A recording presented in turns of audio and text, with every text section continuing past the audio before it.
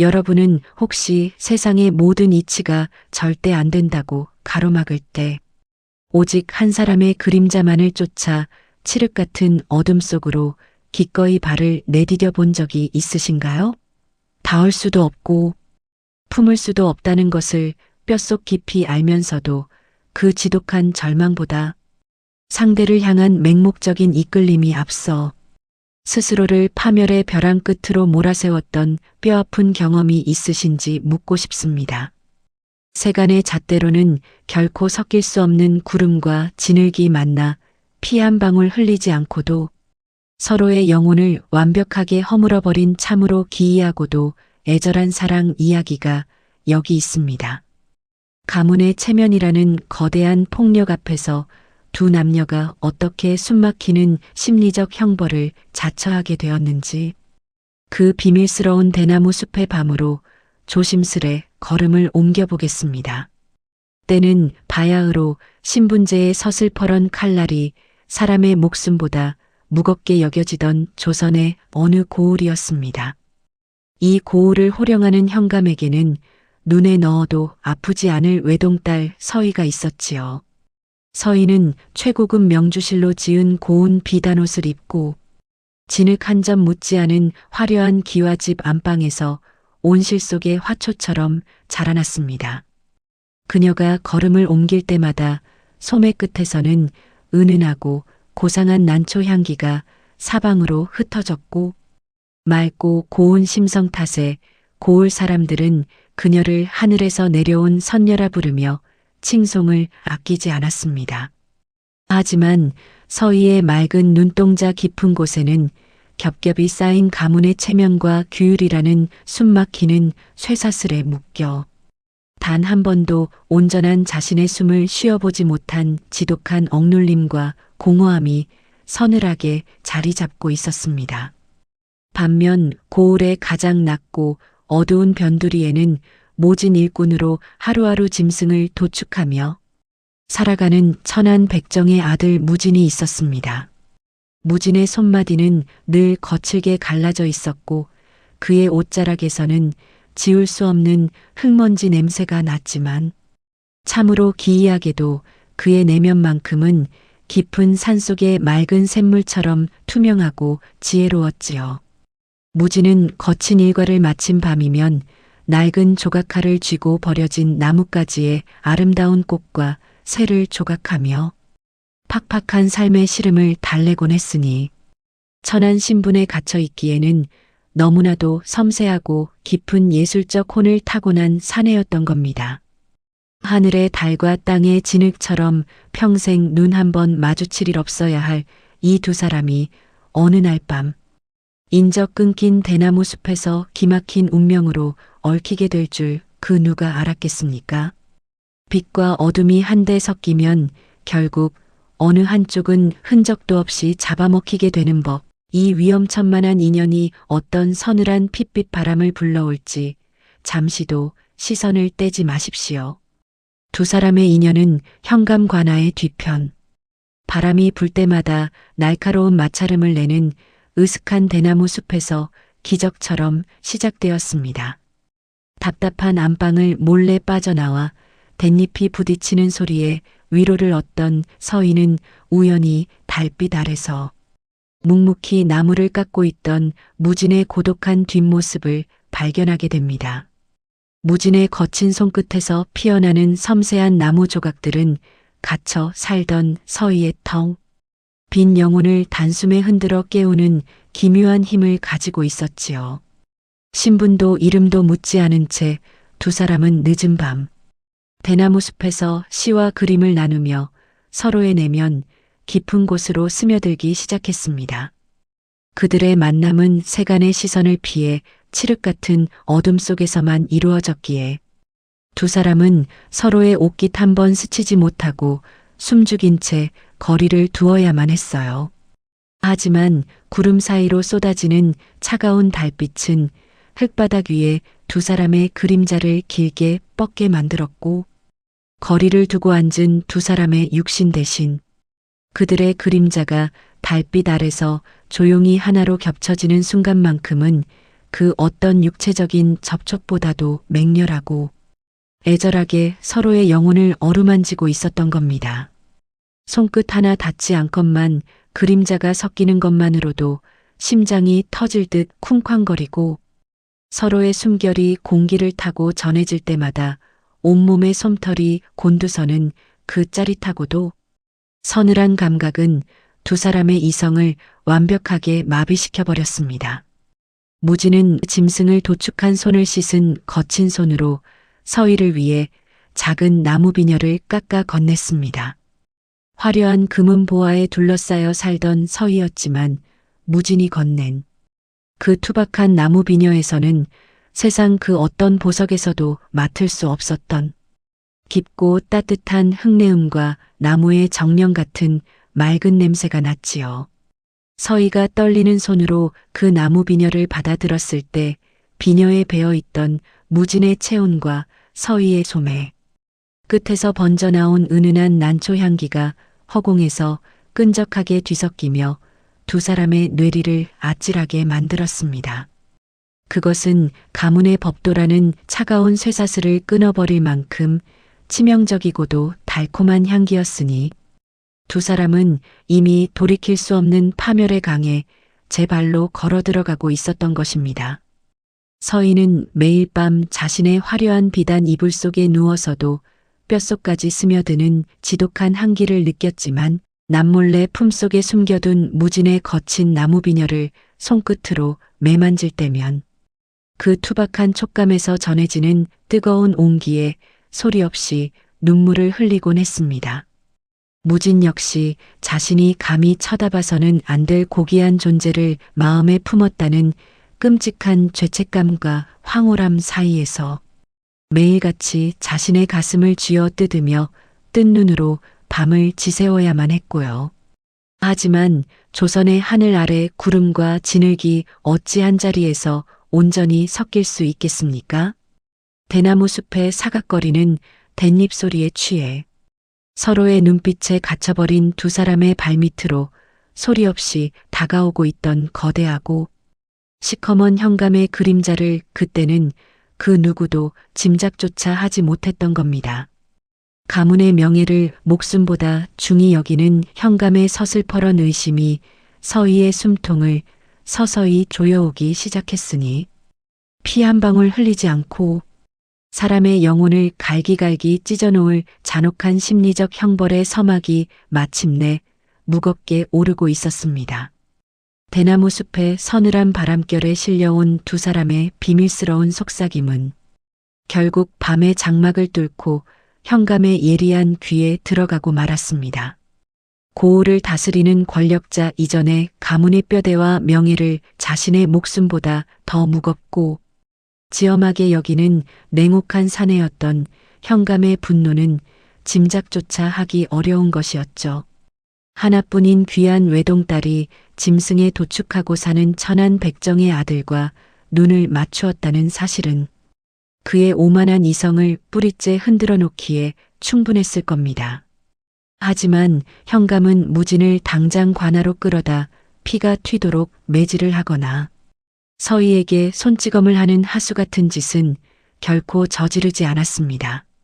사람의 육신에 상처를 내는 것보다 그 영혼을 산산조각 내어 스스로를 뼈저리게 저주하게 만드는 것이 훨씬 더 잔혹하고 완벽한 형벌이라는 것을 그는 누구보다 잘 알고 있었던 것이지요. 현감은 늦은 밤 서희를 햇빛조차 제대로 들지 않는 기와집, 가장 깊고 어두운 별채에 가두고는 밖에 나오지 못하게 했습니다.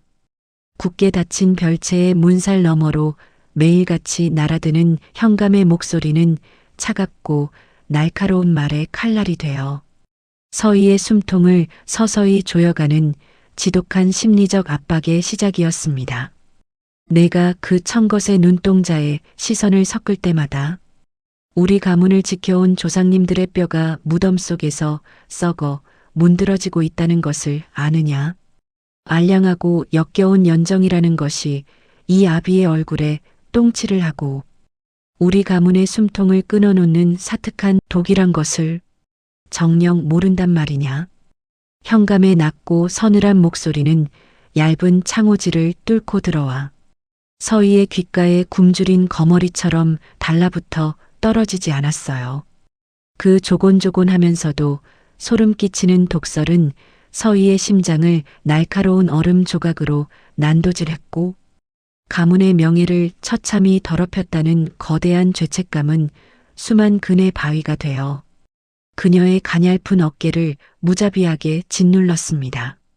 문 밖으로 나갈 수도 누구와도 옹기 섞인 말을 나눌 수 없는 완벽한 고립 속에서 서희는 아비가 주입한 끔찍한 가스라이팅에 덫에 스스로 갇혀 시들어가기 시작했던 겁니다. 별채 안의 풍경은 겉보기에는 참으로 화려하기 그지 없었습니다만 서희의 오감과 육감을 지배하는 것은 오직 숨막히는 공포와 뼛속을 파고드는 지독한 한기뿐이었어요. 밤이 되어 몸을 눕히는 최고급 명주 솜니불은 따뜻한 온기를 주기는커녕 마치 죄인을 올가매는 무거운 쇠사슬처럼 가슴을 짓눌러 그녀의 숨을 턱턱 막히게 했지요. 때맞춰 들어오는 소반 위에 놓인 화려한 음식들도 마찬가지였습니다.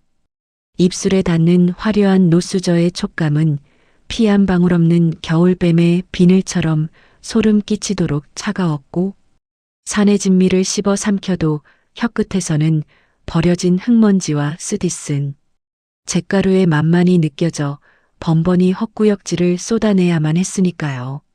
눈부시게 수놓아진 비단 병풍의 모란꽃 무늬조차 그녀의 더러운 죄를 비웃으며 시커멓게 일그러지는 듯한 기괴한 시각적 환각에 시달려야 했으니 이 넓고 화려한 방은 서희의 이성을 갉아먹는 완벽하고도 잔혹한 심리적 감옥으로 변해버린 지 오래였습니다. 그녀가 머무는 공간의 공기는 언제나 무겁게 가라앉아 있었고 숨을 들이쉴 때마다 가슴을 찌르는 듯한 답답함이 밀려왔습니다. 밤이 깊어질수록 서희의 고막을 때리는 것은 별채 밖에서 불어오는 스산한 바람 소리였습니다. 과거 무진과의 애틋한 만남을 다정하게 속삭여주던 대나무 숲의 사각거리는 댄잎. 소리는 이제 서희의 씻을 수 없는 죄악을 묻는 날카로운 채찍 소리이거나 무진에게 다가올 파멸의 시간을 알리는 사신의 발걸음 소리처럼 소름 끼치게 들려왔지요. 서희는 두 귀를 꽉 틀어막고 방구석에 웅크린 채 자신의 그 얄팍한 사랑이 무진의 맑은 인생에 돌이킬 수 없는 저주를 몰고 왔다는 지독한 자책감에 빠져 소리 없는 눈물만 뚝뚝 흘려야 했습니다. 육체의 구속보다 더 끔찍하고 잔인한 것은 바로 내면의 목소리가 스스로를 가차없이 찌르는 이 끔찍한 자기 파괴의 과정이었을 테니까요.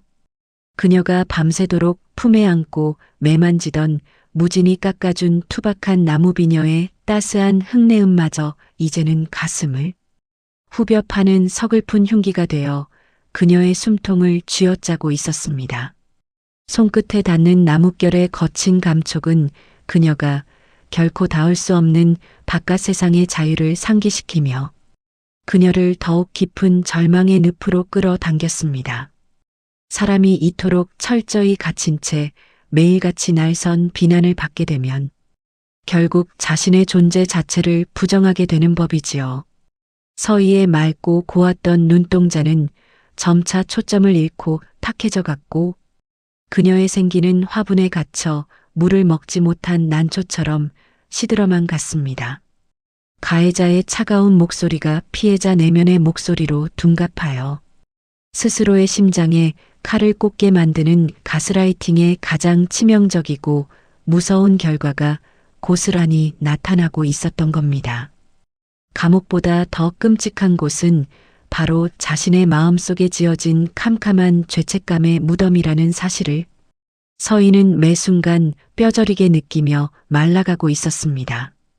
밖으로 한 발짝도 나갈 수 없는 서희의 귓가에 어느 날 밤 문틈을 타고 스며든 매서운 폭풍과 함께 무진에 대한 절망적인 소식이 날아들었습니다. 과연 현감은 눈엣 가시 같은 무진의 가문을 짓밟기 위해 피 한 방울 묻히지 않고 어떤 소름 돋는 심리적 칼날을 휘두르기 시작했을까요? 그리고 벼랑 끝으로 내몰린 연인을 살리기 위해 텅 빈 껍데기만 남은 서인은 과연 자신의 영혼을 파괴하는 어떤 끔찍한 선택의 기로에 서게 될까요? 빛이 닿지 않는 별채의 어둠 속에서 돌이킬 수 없는 비극의 수레바퀴가 서서히 그 무거운 톱니를 맞물리기 시작했습니다.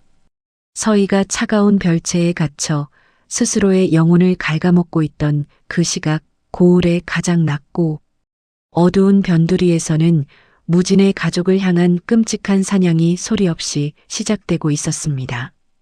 현감은 자신의 더러운 손을 직접 쓰지 않고도 눈엣 가시 같은 백정, 놈의 숨통을 완벽하게 끊어놓을 수 있는 권력자만의 가장 비열하고 잔혹한 방식을 택했던 겁니다. 그것은 바로 사람들의 입과 시선을 조종하여 무진의 가족을 고을 전체에서 완벽하게 도려내는 보이지 않는 감옥을 짓는 것이었지요. 권력을 쥔 자가 내뿜는 소리 없는 분노가 얼마나 치밀하고 숨막히는 폭력으로 둔갑하는지 무진 일가는 온몸이 부서지는 심리적 고통 속에서 뼈저리게 깨달아야만 했습니다. 어느 날 아침부터 고을 장터에 나선 무진의 아비 앞에는 그 누구도 발걸음을 멈추지 않았습니다. 평소 질 좋은 고기를 구하려 북적이던 사람들은 약속이라도 한 듯 무진의 가족을 유령 취급하며 슬금슬금 피하기 바빴고 행여나 옷깃이라도 스칠세라 흉악한 전염병 환자를 보듯 차갑고 경멸 어린 시선을 던지며 종종 걸음을 쳤으니까요. 현감이 고을 관아의 나졸들을 통해 은밀하게 풀어놓은 저 백정 지방과 엮이거나 눈을 마주치는 자는 관아의 매운맛을 보게 될 것이라는 서슬퍼런 소문은 굶주린 이리 때처럼 마을 사람들의 이성을 집어삼키고 그들의 눈동자에 잔혹한 이기심과 공포를 심어 놓았던 것입니다.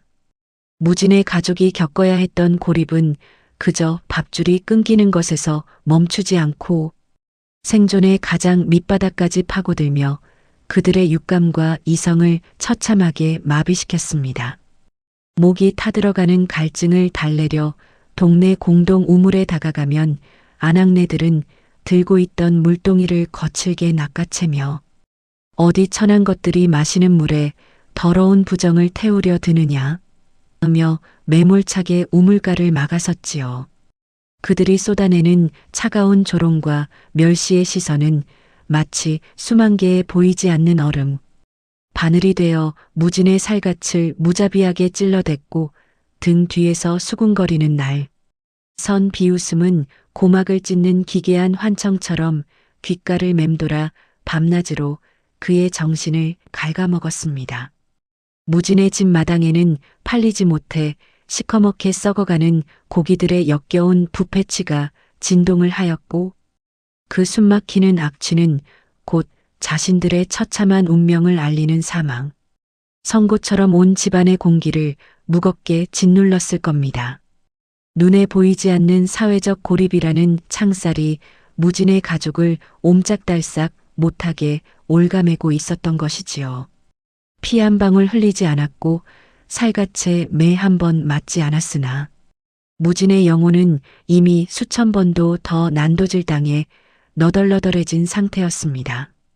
그는 굶주림에 지쳐 차가운 흙바닥에 쓰러진 늙은 부모의 파리한 얼굴을 보며 이 모든 비극이 감히 하늘의 달과 같은 서희를 마음에 품었던 자신의 헛된 사랑에서 비롯되었음을 피를 토하는 심정으로 깨달아야만 했어요.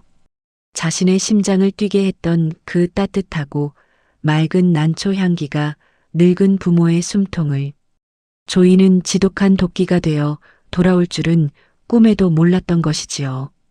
무지는 타는 듯한 갈증과 절망감에 갈라진 입술을 꽉 깨물어 붉은 액체가 감돌았지만 혀끝에 맴도는 비릿한 쇠막 같은 것이 자신을 향한 현감의 서늘한 조롱처럼 느껴져 그저 소리 없이 굵은 눈물만 삼켜야 했습니다. 벼랑 끝으로 내몰린 짐승처럼 철저히 고립된 무진이 사랑하는 일을 위해 할 수 있는 것이라고는 그저 쥐죽은 듯 스스로의 숨을 죽이고 이 참혹한 심리적 형벌을 묵묵히 견뎌내는 것뿐이었습니다. 한편 햇빛 한 줌 들지 않는 별채에 갇혀 서서히 시들어가던 서희의 귓가에도 문틈을 파고드는 매서운 폭풍과 함께 이 잔혹한 소문이 날아들고야 말았습니다. 현감의 지시를 받은 하녀들이 서희의 방문 앞에서 고의로 마당을 쓸고 닦으며 교묘하게 흘린 무진 일가의 처참한 몰락 소식은 서희의 가슴에 마지막 남은 희망의 불씨마저 무자비하게 짓밟아 버렸지요.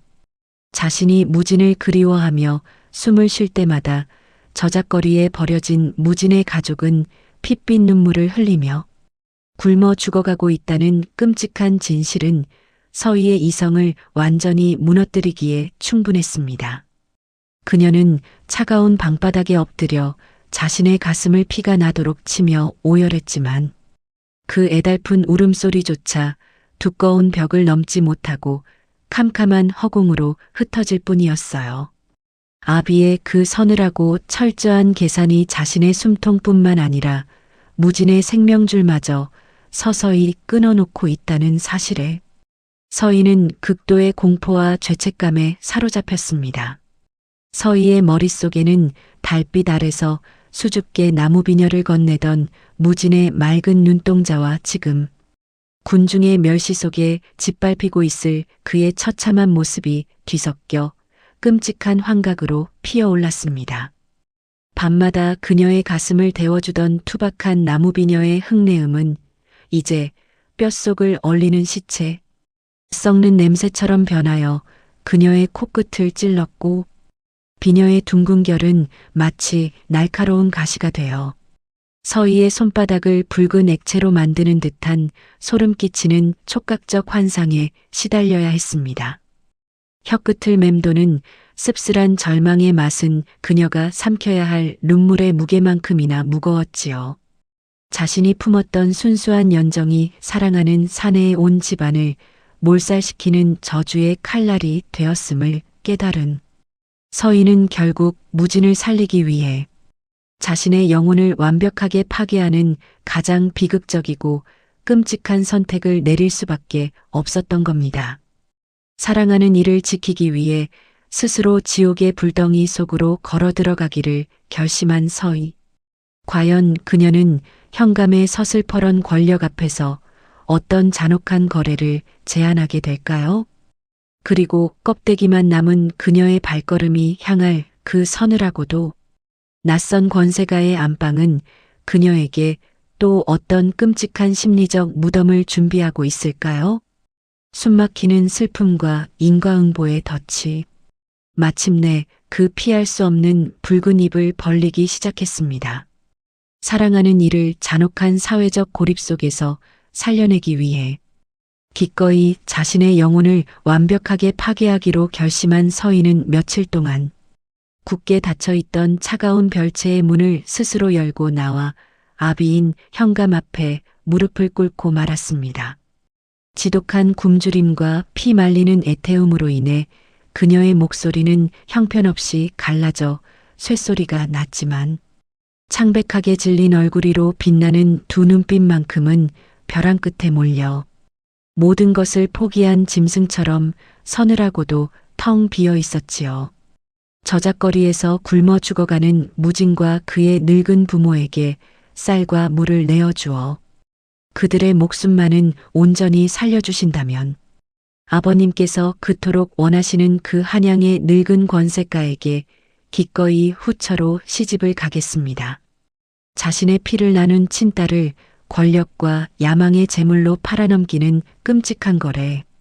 앞에서도 현감의 얼굴에는 한 점의 죄책감이나 연민조차 찾아볼 수 없었고 오직 자신의 뜻대로 모든 것이 굴러간다는 흡족하고도 오만한 미소만이 짙게 번져갔습니다. 그러나 그 끔찍한 승리의 미소를 마주하는 서희의 가슴 속에서는 마지막 남은 인간다운 감정마저 차갑게 얼어붙어 바스러지는 처절한 파열음이 메아리 쳤습니다. 그 거래는 피 한 방울 튀지 않은 고요한 대화였으나 한 여인의 숨통을 산채로 끊어놓고 영혼을 도려내는 세상에서 가장 잔혹한 심리적 살인 행위나 다름없었으니까요. 원치 않는 끔찍한 혼례를 단 하루 앞둔 칠흑 같은 밤. 서희는 호롱불조차 켜지 않은 캄캄하고 차가운 방에 홀로 앉아 품속 깊이 숨겨두었던 투박한 나무 비녀를 꺼내 들었습니다.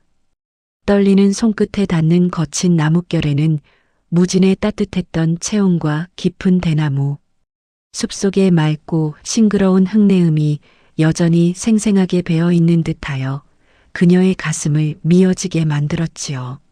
하지만 서희는 파랗게 질린 입술을 꽉 깨물고는 두 손으로 그 나무 비녀를 힘껏 쥐고 주저없이 반으로 뚝 부러뜨려 버렸습니다. 찌직하며 억센 나무가 비명을 지르듯 갈라지는 기괴한 파열음은 서희의 심장이 두 갈래로 찢겨나가며 이승에서의 모든 미련을 끊어내는 처절한 절규와도 같았지요. 나무 비녀가 부러지는 순간 손바닥을 파고든 날카로운 파편 탓에 검붉은 액체가 스며 나왔지만 서희는 육신의 아픔조차 전혀 느끼지 못한 채 부러진 비녀 조각을 가슴 깊이 품어 안고 소리 없이 오열할 뿐이었습니다.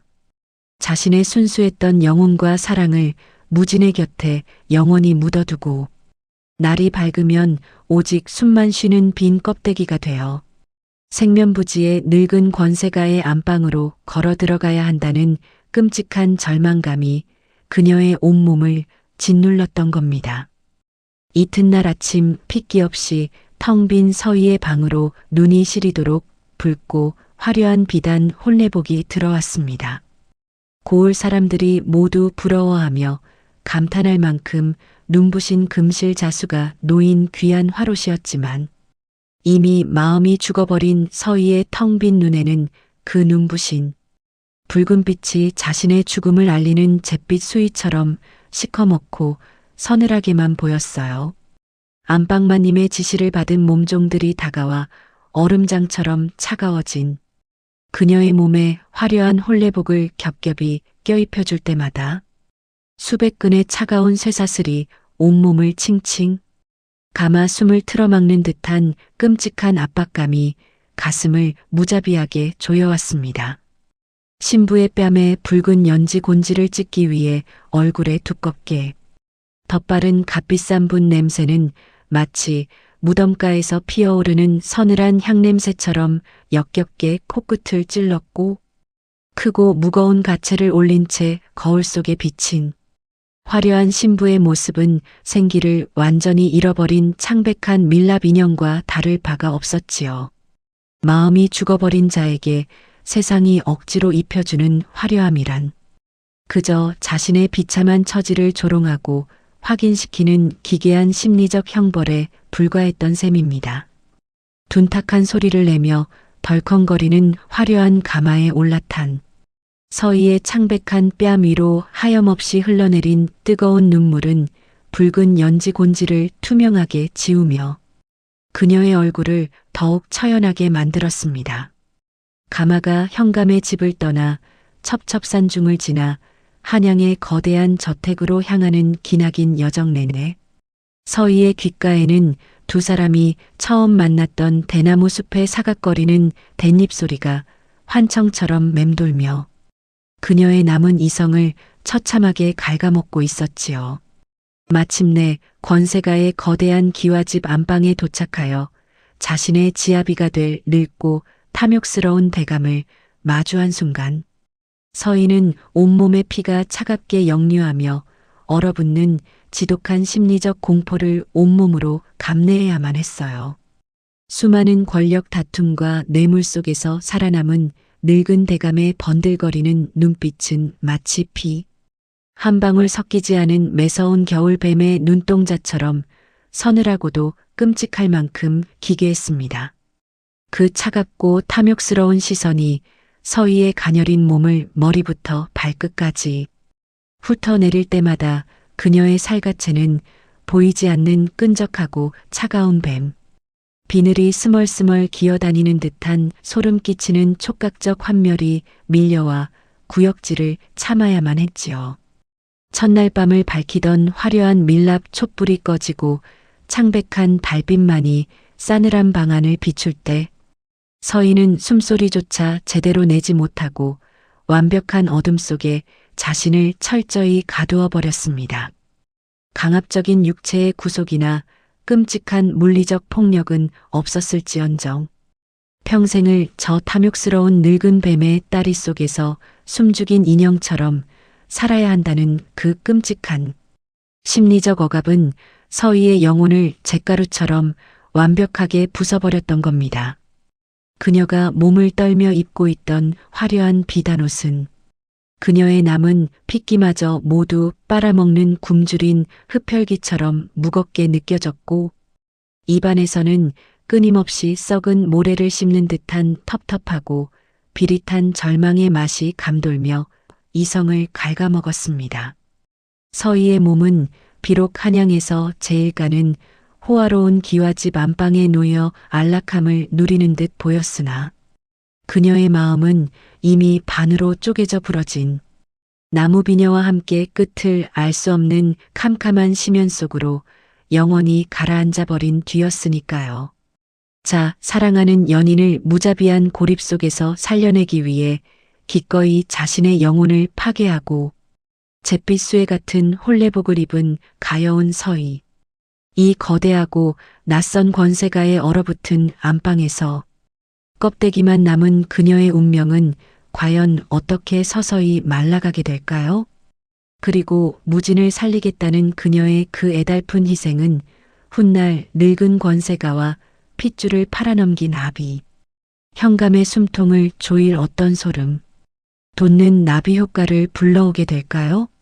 빛과 온기가 완벽하게 차단된 기와집, 안방에서 조용히 숨을 거두어가는 가녀린 난초의 서늘한 복수가 이제 막 그 애달픈 씨앗을 품기 시작했습니다.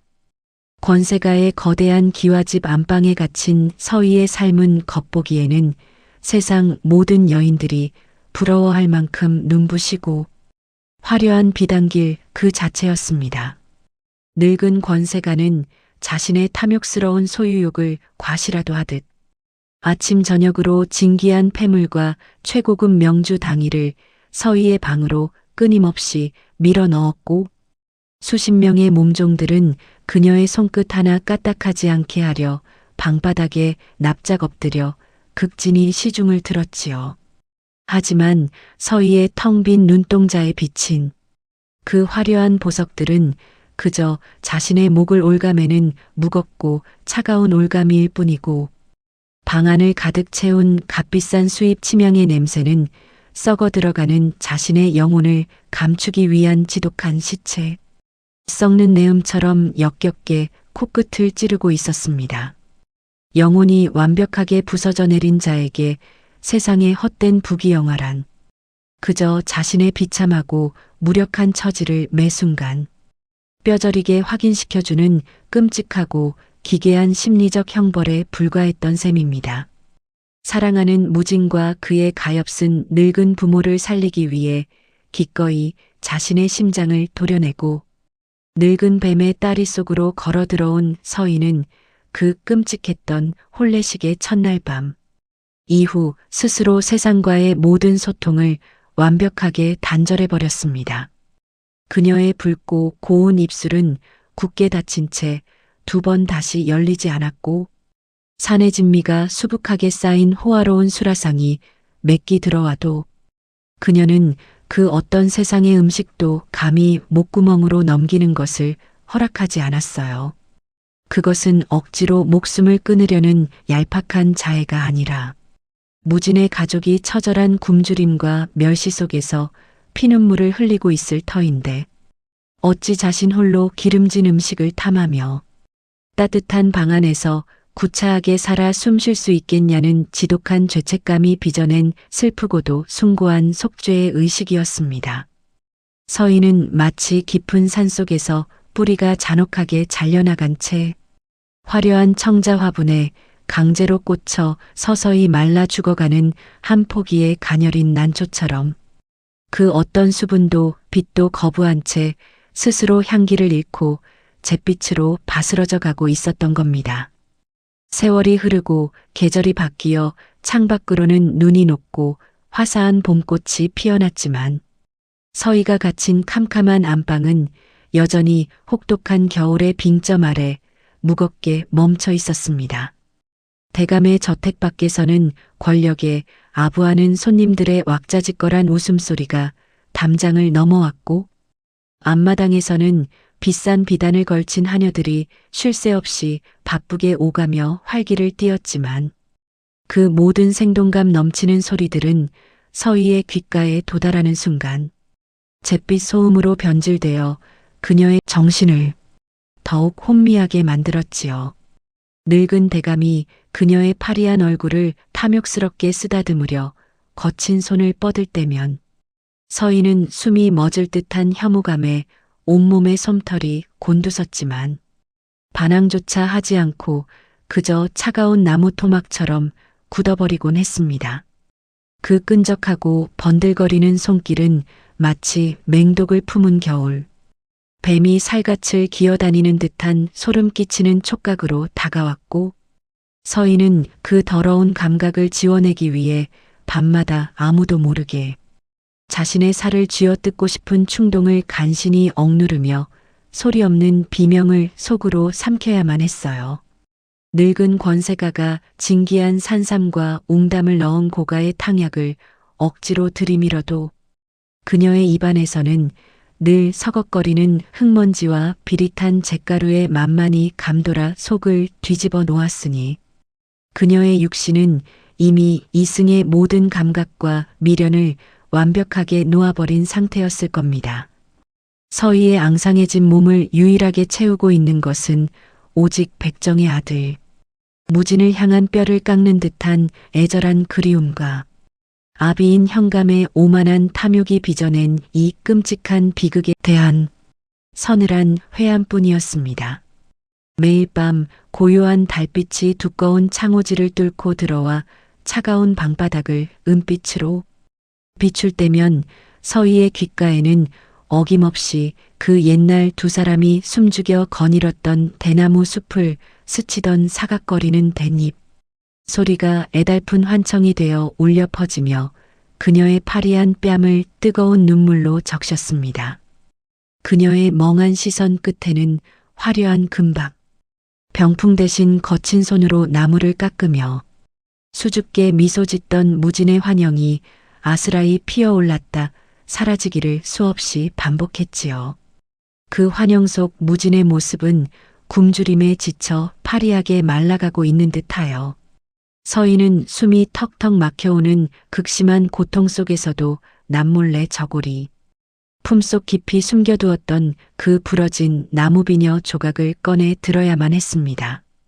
손바닥에 붉은 액체가 맺히도록 그 날카로운 파편을 꽉 움켜쥐고는 거친 나뭇결에서 전해지는 무진의 희미한 흙내음과 대나무 숲의 향기를 가슴 깊숙이 들이마시며 간신히 끊어질 듯한 숨결을 이어가고 있었습니다.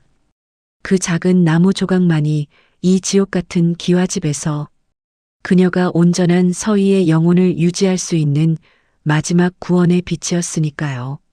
하지만 뿌리 잃은 난초가 아무리 화려한 도자기 속이라 한들 끝끝내 버틸 수 있는 시간은 그리 길지 않은 법이지요. 늙은 권세가의 숨막히는 감시와 억압 속에서 서희의 맑았던 생명력은 늦가을설이 맞은 잎사귀처럼 속절없이 사그라들고 말았습니다. 앙상하게 마른 손끝으로 부러진 나무 비녀를 생명줄처럼 꽉 쥐고 있던 어느 깊은 밤, 서희는 마침내 그토록 자신을 올가매던 무거운 비단, 이불 속에서 한 줌의 재처럼 조용히 쓰러지고 맙니다. 섭식과 수면을 모두 거부한 채 스스로를 서서히 소멸시킨 그 처절한 과정은 누구 하나 따뜻하게 손잡아주는 이 없는 낯설고 차가운 방 안에서 비명 한 번 지르지 못한 채 소리 없이 멎어버렸으니 참으로 애달프고 비통한 죽음이었을 테지요. 육신을 짓누르던 모든 속박에서 비로소 벗어난 서희의 눈가에는 맺혀있던 투명한 눈물.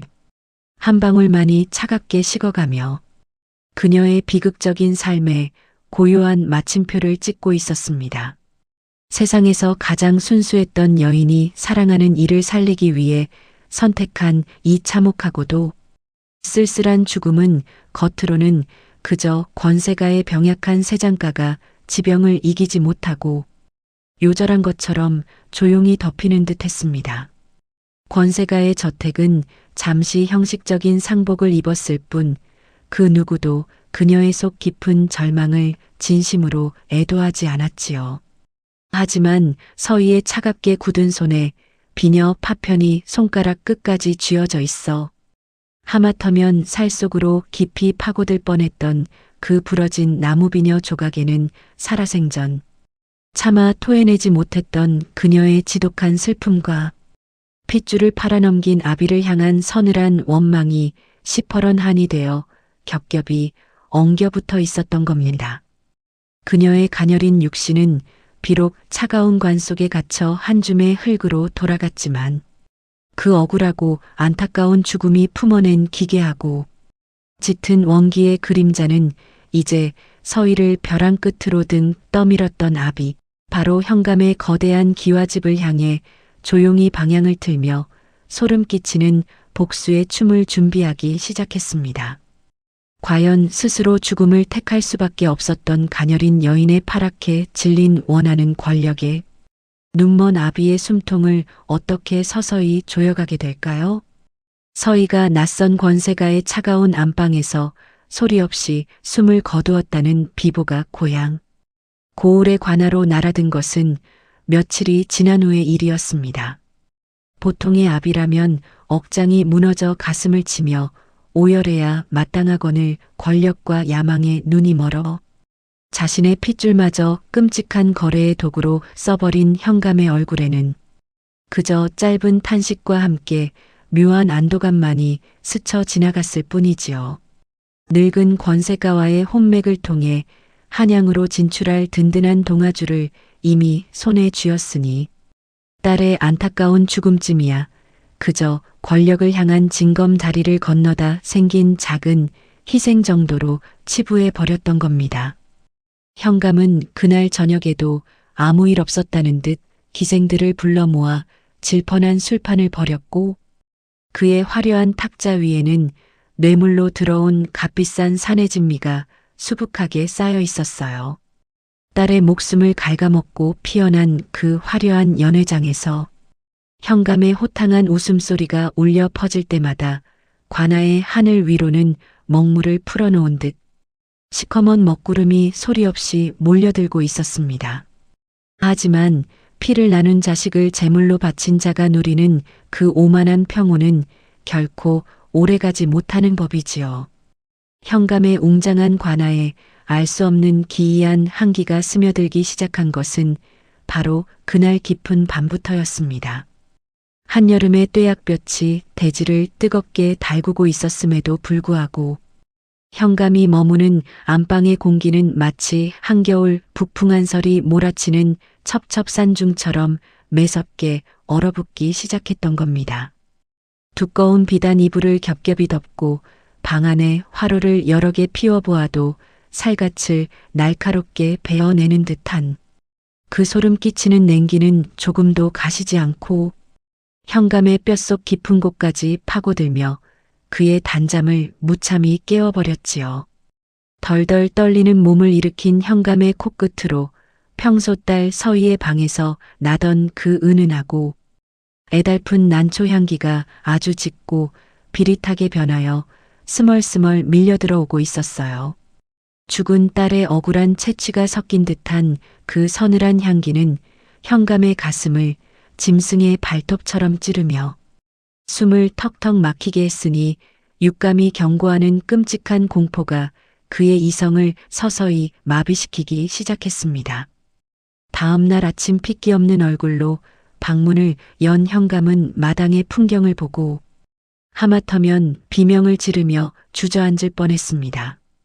그가 평소 애지중지하며 가꾸던 정원의 수십 그루 매화나무들이 하룻밤새 벼락이라도 맞은 것처럼 잎사귀 하나 남기지 않고 새까맣게 타들어가 흉측하게 말라 죽어 있었던 겁니다.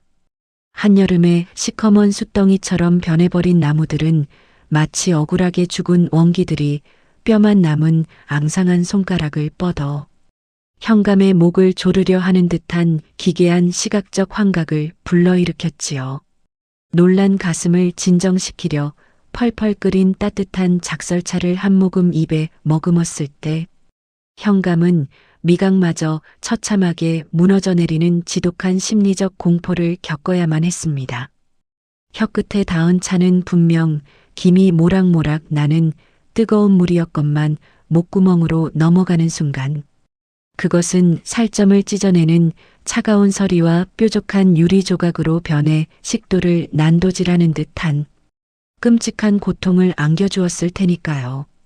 입안 가득 텁텁한 잿가루의 맛과 비릿한 흙내음이 진동을 하자 현감은 붉은 액체를 토하듯 헛구역질을 쏟아내며 방바닥에 나뒹굴고 말았습니다.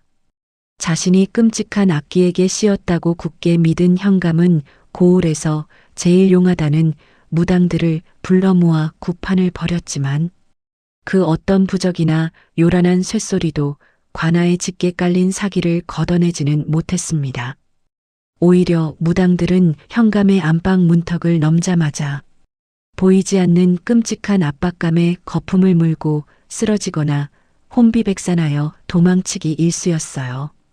그 누구도 이 서늘한 저주의 실체를 물리쳐주지 못하자 현감은 극도의 피해망상과 공포에 휩싸여 안방의 모든 문과 창문을 겹겹이 쇠사슬로 걸어 잠그고 하인들조차 가까이 다가오지 못하게 만들었습니다. 밖에서 들어오는 한 줌의 햇빛마저 두꺼운 암막천으로 철저히 차단한 채 그는 스스로 만든 완벽한 어둠의 감옥 속에서 오들오들 떨며 짐승처럼 숨을 죽여야만 했지요. 평생을 남들 위에 군림하며 무자비한 권력을 휘둘러왔던 자만심 넘치는 사내가 이제는 자신의 얕은 그림자조차 두려워 벌벌 떠는 가련하고 비참한 몰골로 전락해 버린 셈입니다. 하지만 아무리 문을 굳게 걸어 잠그고 두 손으로 귀를 틀어막아 보아도 두꺼운 벽을 뚫고 스며드는 그 애달프고 소름 끼치는 난초 향기만큼은 결코 막아낼 방도가 없었습니다.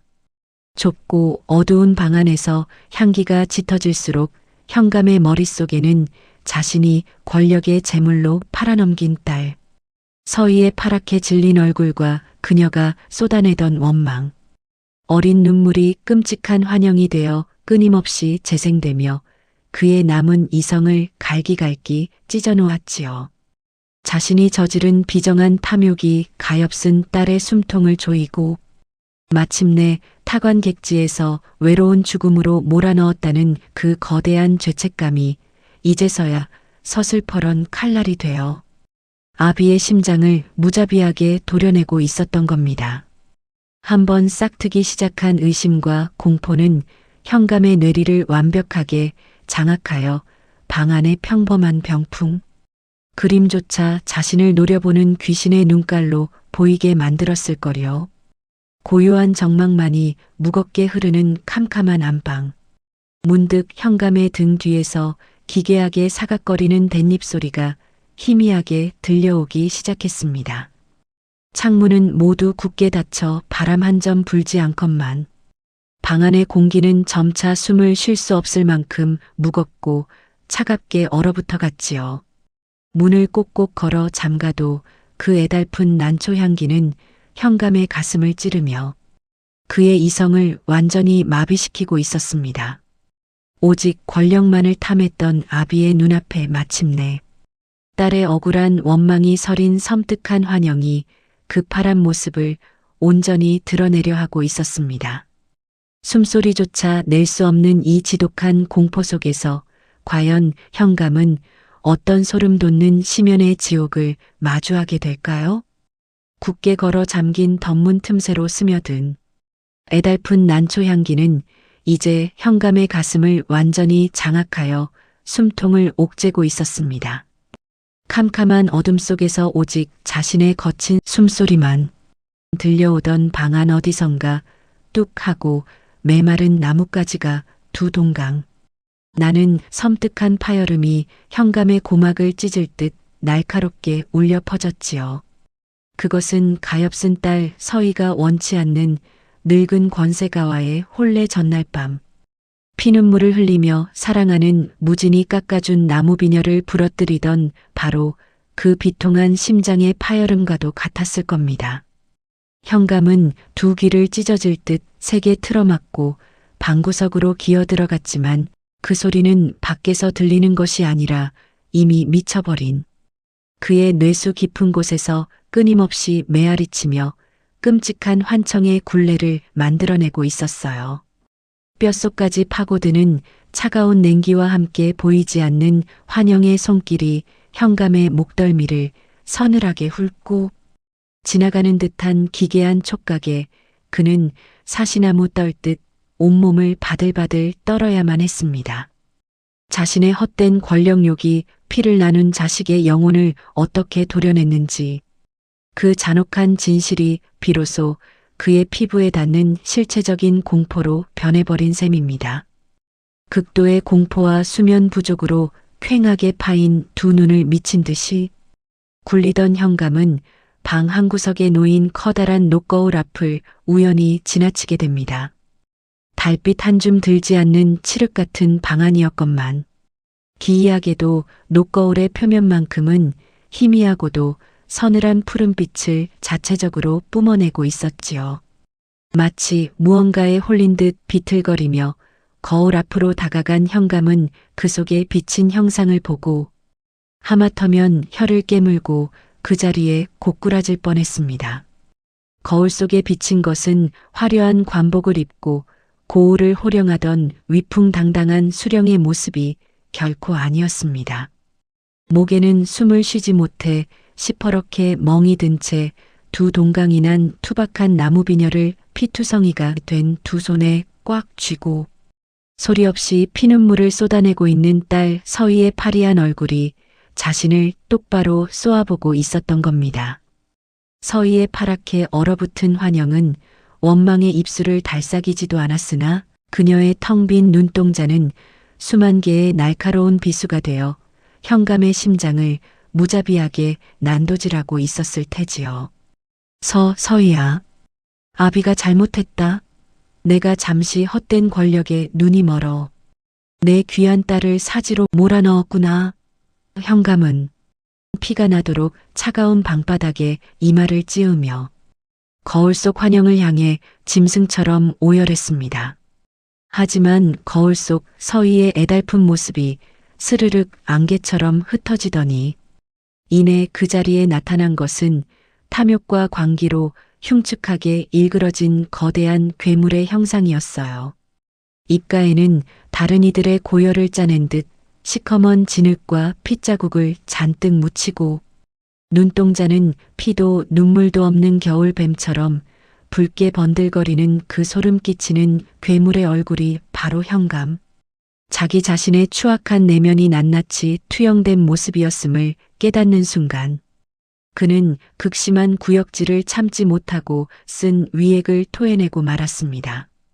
권력욕에 취해 딸의 영혼을 짓밟고 무고한 백정 일가를 사지로 내몰았던 자신의 비열한 본성이 결국 자신을 가장 완벽하게 파괴하는 심리적 처형장이 되어 스스로의 숨통을 조이고 있었던 겁니다. 이 지독한 죄책감과 시각적 환각은 현감을 완벽한 피해망상의 지옥으로 밀어 넣었습니다. 그는 거울 속의 괴물이 밖으로 튀어나와 자신을 찢어 죽일지도 모른다는 공포에 사로잡혀 녹거울을 산산조각 박살냈지만 깨진 파편마다 흉측한 자신의 모습이 수십 개로 갈라져 노려보는 통에 더욱 미쳐갈 뿐이었습니다. 게다가 밖에서 하인들이 자신의 처지를 비웃으며 독사를 모의하고 있다고 굳게 믿기 시작했지요. 하녀가 문 밖에서 조심스레 올린 수라상을 볼 때면 하얀 쌀밥이 꿈틀거리는 구덕이 때로 보였고, 맑은 국물은 독을 품은 시커먼 구정물로 보여 밥상을 마당으로 집어 던지며 발작을 일으켰습니다. 문 밖에서 바람에 스치는 나뭇잎 소리만 들려도 저놈들이 나를 암살하려 자객을 보냈구나 라며 번쩍이는 장검을 빼들고 텅 빈 방안을 미친 듯이 휘저으며 허공에 대고 쌍욕을 퍼부었으니 그의 뇌리는 이미 산산조각이 나 회복할 수 없는 지경에 이르렀던 겁니다. 그가 매일 밤 내지르는 광기, 어린 고함과 물건이 부서지는 기괴한 파열음은 관아 전체를 공포의 도가니로 몰아넣었고, 살기를 띠고 칼을 휘두르는 현감의 곁에는 이제 그 어떤 충직한 하인조차 남아있지 않게 되었습니다. 목숨을 부지하기 위해 야반도주를 감행하는 관노비들이 줄을 이었고, 고을을 호령하며 무소불위의 권력을 휘두르던 거대한 관아는 단 며칠 만에 쥐새끼 한 마리 돌아다니지 않는 적막하고 음산한 폐허로 전락해버렸지요. 호화로운 비단 이불 속에서도 벌벌 떨며 자신을 보호할 무기로 부러진 나뭇가지 하나를 꽉 쥐고 밤을 새우는 그의 모습은 권력의 정점에 서 있던 자가 스스로 만든 의심의 감옥에 갇혀 완벽하게 고립되는 참으로 처참하고도 철저한 몰락의 묘사였습니다. 현감의 후각마저 그를 철저히 기만하며 지옥의 밑바닥으로 끌어내렸습니다. 한때 관아 안방을 은은하게 채웠던 값비싼 백단향 냄새는 온데간데 없이 사라지고 오직 짐승이 부패하는 듯한 역겨운 악취와 곰팡내가 그의 코끝을 찔러 숨을 쉴 때마다 구역질을 쏟아내게 만들었지요. 그는 자신이 뿜어내는 공포의 냄새에 스스로 질식해가며 방구석에 웅크려 짐승처럼 헐떡였습니다. 딸을 권력의 도구로 팔아넘기고 얻은 그 어마어마한 뇌물과 은하들은 이제 그의 눈에 핏빛으로 물든 숫덩이로 보였고, 그것을 만질 때마다 살이 타들어가는 듯한 극강의 환촉에 시달리며 비명을 질러댔습니다. 권력이라는 우상이 얼마나 허망한 신기루인지, 타인의 고통 위에 세워진 성공이 얼마나 끔찍한 독약인지를 그는 자신의 산산조각 난 이성을 통해 매 초마다 뼈저리게 체감하고 있었던 겁니다. 인간의 끝없는 탐욕이 쌓아올린 헛된 권력의 철옹성이 결국 핏줄을 저버린 죄악의 무게를 견디지 못하고 이토록 비참하게 무너져 내렸습니다. 이성을 잃고 텅 빈 기와집을 짐승처럼 헤매는 현감의 최후는 과연 어떤 비참한 밑바닥을 마주하게 될까요? 그리고 먼 타관객지에서 묵묵히 슬픔을 묻고 살아가는 무진의 잔잔한 삶은 이 끔찍한 인과응보의 끝에서 어떤 위대한 여운을 남기게 될지, 이제 이 비극적인 야담의 거대한 마지막 톱니바퀴가 서서히 그 무거운 회전을 준비하고 있었습니다. 스스로 쳐놓은 의심과 광기에 덫에 완벽하게 갇혀버린 현감의 거대한 기와집에는 더 이상 그 어떤 사람의 발길도 닿지 않게 되었습니다. 수십 명의 노비들이 도망친 텅 빈 관아의 마당에는 사람의 온기 대신 시퍼런 이끼와 잡초만이 무성하게 자라나기 시작했고, 화려했던 단청은 매서운 비바람에 씻겨 흉측한 잿빛으로 벗겨져 내렸지요. 고을을 호령하며 무소불위의 권력을 휘두르던 현감은 굳게 걸어 잠긴 안방 구석에 짐승처럼 웅크린 채 자신이 그토록 탐하던 황금 덩어리와 비단 더미를 부서질 듯 끌어안고 있었습니다. 하지만 그 차가운 금부치들은 그의 굶주린 배를 채워주지도, 뼛속까지 파고드는 환각의 한기를 막아주지도 못했을 겁니다. 밤낮 없이 귓가를 때리는 죽은 딸의 애달픈 울음소리와 텅 빈 복도를 걸어다니는 보이지 않는 원기들의 발소리에 시달리던 그는 결국 극도의 수면 부족과 영양실조로 서서히 말라 죽어가고 있었습니다.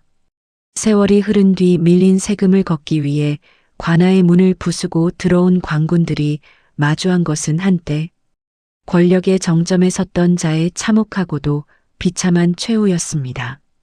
현감은 화려한 비단 이불을 겹겹이 뒤집어 쓴 채 바싹 마른 미라처럼 굳어 있었는데 그의 두 눈은 튀어나올 듯 크게 떠진 채 허공의 무언가를 보며 극도의 공포에 질려 있었고 열 손가락의 손톱은 방바닥을 얼마나 긁어댔는지 모두 빠져나가 검붉은 액체 자국이 엉겨붙어 있었지요.